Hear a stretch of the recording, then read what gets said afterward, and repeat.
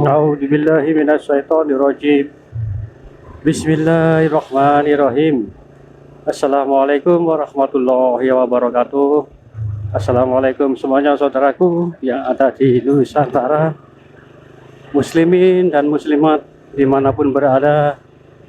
Semoga hari ini kita diberikan keselamatan oleh Allah dari segala macam bencana, dari segala macam petaka, malapetaka, dan diberikan kesehatan jasmani dan rohani, rezeki yang halal dan barokah. Amin amin ya rabbal alamin. Ya, Lur, ini tentang pembahasan sedikit banyak lah mengungkap. Ya, hari ini insya Allah saya akan mengungkap ilmu yang dimiliki beliau Satrio Benegit ini. Ilmu apa itu? Maaf Lur, ini anginnya sangat kencang sekali. Anginnya sangat kencang dan terasa aneh. Angin ini yang saya rasakan. Padahal pepohonan nggak seberapa bergoyang, tapi kok anginnya yang saya rasakan sangat kencang, seperti menabrak saya sepertinya. Oke Lur, lanjut tentang ilmu beliau Satrio Benegit ini. Sebagaimana kita ketahui toh, kemarin saya ungkap tentang ilmu-ilmu beliau yang tidak dimiliki orang lain tapi dimiliki oleh Satrio Benegit ini, ya kan? Jaranglah orang memiliki ilmu semacam ini Lur.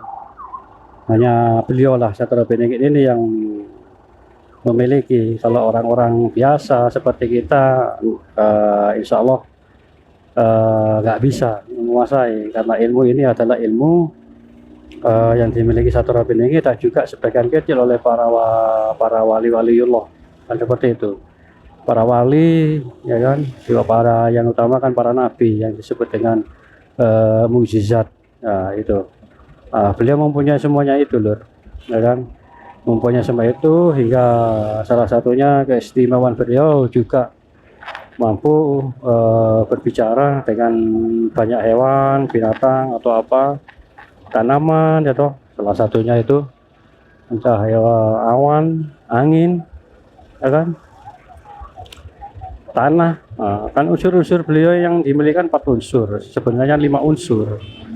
5 ini yang beliau pegang, kuncinya lah. Kuncinya dari semua 4 unsur ini dimiliki oleh beliau, gitu loh. Jadi sempurnanya, sempurna beliau kan seperti itu Lur. Terus apalagi banyak tentang seluk-beluk ilmu yang beliau miliki, yang insya Allah yang salah satunya bisa memasuki raga seseorang, bisa memasuki raga seseorang dan memperbaiki raga tersebut. Nah, jika memasuki raga tersebut, berarti kan beliau kan juga bisa atau mampu mempengaruhi kejiwaan seseorang tersebut yang dimasuki oleh beliau. Nah, seperti itu. Jika waktu beliau memasuki raga seseorang, ya kan, mungkin orang ini atau bagaimana, entah orang ini sakit atau bagaimana, ya kan, kita nggak tahu, tapi kenapa kok bisa memasuki raga orang tersebut hingga membuat jin korin yang ada dalam diri orang itu menyingkir, ya kan, menyingkir atau minggir lah di sampingnya, nggak bisa Lur, kan seperti itu. Apa yang beliau rasakan kan seperti itu Lur, nggak bisa oleh orang-orang yang berkemampuan apapun, kan nggak bisa memasuki raga orang tersebut, ya, hingga dia mampu juga, beliau mampu menggerakkannya, yang mampu menggerakkan raganya tersebut. Entah ini dalam misi apa kok bisa memasuki, entah apa yang dimaksud, hingga mampu beliau memasuki raga tersebut, apa yang dilakukan beliau, kan seperti itu. Kalau yang tahu, saudara-saudara komen di kolom komentar. Terus ini juga salah satu beliau juga mampu memisahkan. Kalau mencabut kan itu kan tugasnya malaikat Israfil kan itu ya toh, mencabut nyawa seseorang. Beliau itu mampu untuk memisahkan atau melepas jarak tertentu dari raganya, ruh ini. Ya kan, tahu kan rasanya, belum ada yang tahu kan seperti itu. Tapi apa yang pernah Rasulullah bersabda, bagaimana rasanya nyawa itu dicabut dari raganya, ya kan? Seperti kulit kambing yang dikuliti hidup-hidup. Coba bayangkan alangkah sakitnya kan seperti itu. Beliau itu mampu memisahkan ruh dari orang tersebut, memisahkan bukan mencabut, memisahkan hingga selisih berapa senti atau berapa mili gitu loh dari raganya. Jika beliau mampu seperti bisa melakukan hal itu, mungkin juga beliau merasa beliau itu mungkin ke sesuatu ke orang tersebut untuk entah mungkin orang tersebut keterlaluan gitu, atau bagaimana yang membuat kemaksiatan yang begitu besar, dosa yang begitu besar gitu, kemaksiatan, perbuatan dosa gitu. Mungkin saking jengkelnya Satrio Bening itu ingin memisahkan ya, bagaimana rasanya. Coba bayangkan ya. Ruhnya ditarik, Satrio Bening itu mampu, bisa loh. Sebenarnya kalau mencabut kan tugasnya malaikat Israfil ya kan, Israfil apa Israfil ya, Israfil ya yang mencabut nyawa itu. Tapi beliau itu sudah mengetahui dan mungkin izin kepada Allah ya kan, untuk memberi pelajaran kepada orang ini yang sangat keterlaluan, seperti itu. Jadi cabutnya apa dipisahkan ruh dari jiwanya atau dari raganya.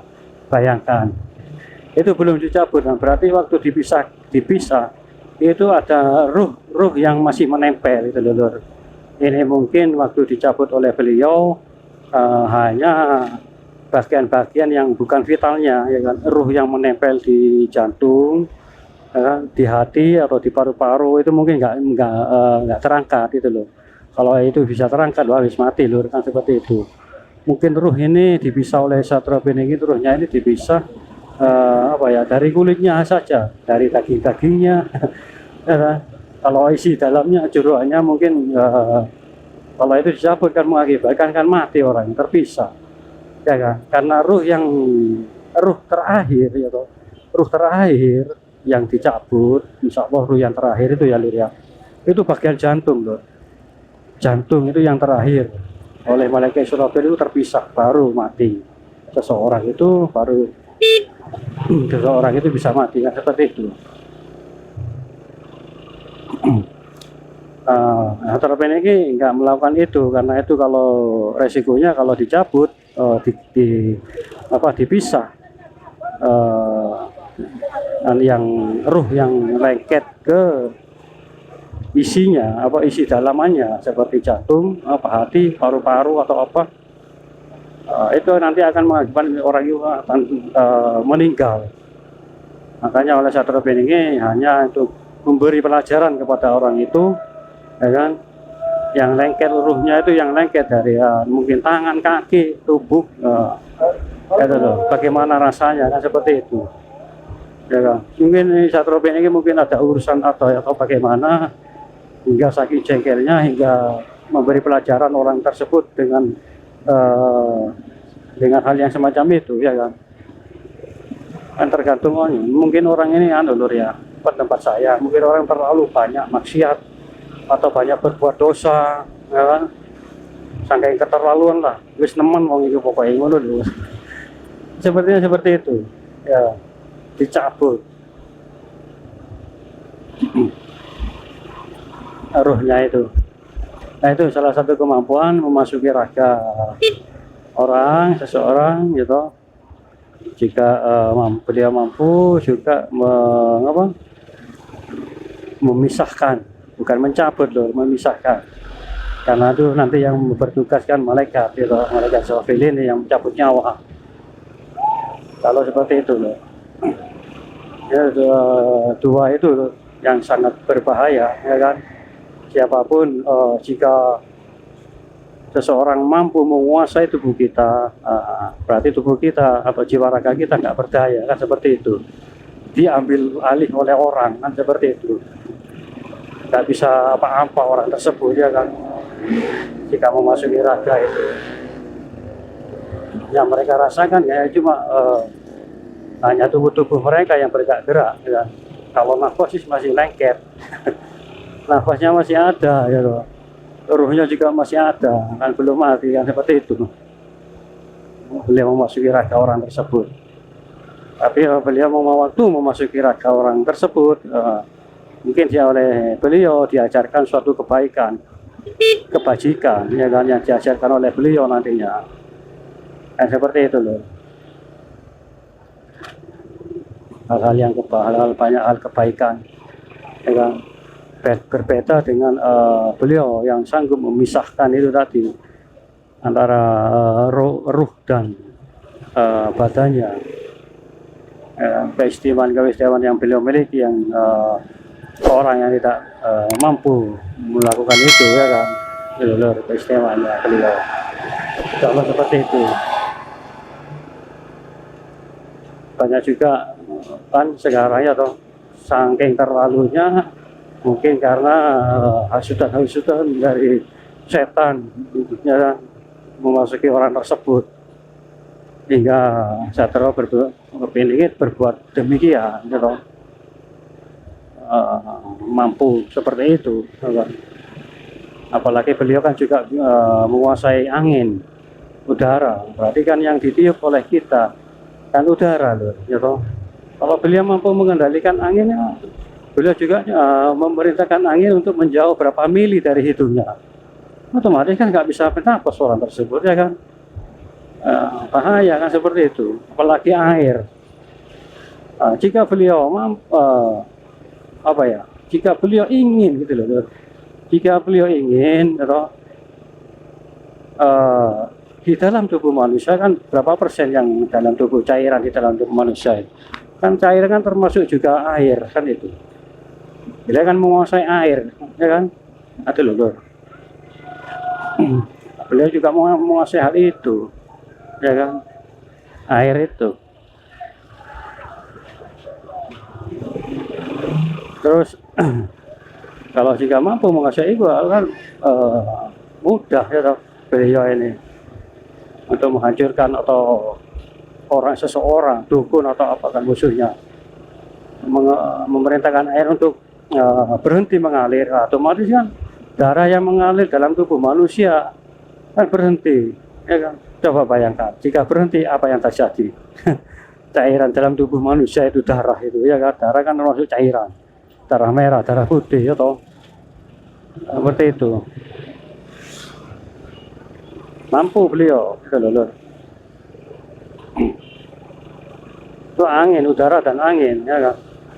Bayangkan kalau tanah, wah wis, mau inti dari manusia itu tanah, halo wis. Oke lur, nanti kita sambung lagi lur, bukan nyambung sih, nanti kita lanjut lagi, keliru tok erek. Oke lur, terima kasih banyak, ya maaf jika ada kata-kata yang tidak berkenaan, mohon dimaafkan lur. Dan jika yang sudah subscribe, terima kasih banyak, dan yang belum monggo subscribe-nya. Saya ucapkan banyak-banyak terima kasih. Terima kasih lur. Wassalamualaikum warahmatullahi wabarakatuh.